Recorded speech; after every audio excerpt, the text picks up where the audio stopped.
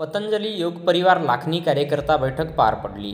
दिनांक 26 एप्रिल रोजी दुपारच्या सत्रामध्ये पतंजली योग परिवार तालुका लाखनीची बैठक महर्षी पतंजली यांच्या प्रतिमेचे पूजन करून दीपप्रज्वलन आणि पुष्पमाला अर्पण करून स्वागतगीताने सुरुवात झाली.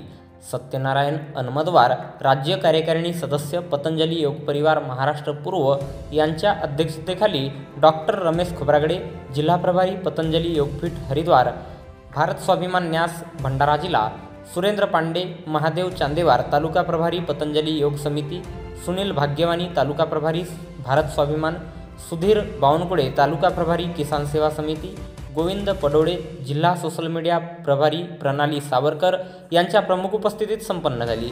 बैठकीला अध्यक्ष आणि प्रमुख मान्यवर मंडळींचे विविध विषयांवर तसेच पतंजली संघटन यावर खूप सखोल मार्गदर्शन लाभले.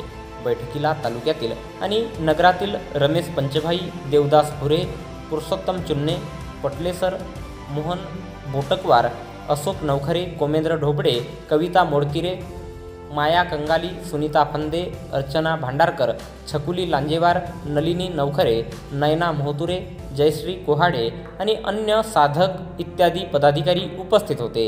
जिल्हा सहप्रभारी भारत स्वाभिमान न्यास सुनील भाग्यवानी म्हणून यांना दायित्व देण्यात आले. तसेच जिल्हा सोशल मीडिया प्रभारी म्हणून कोमेंद्र ढोबळे यांना दायित्व देण्यात आले. बैठकीचे संचालन प्रणाली सावरकर यांनी केले तर आभार प्रदर्शन कविता मोडकिरे यांनी केले.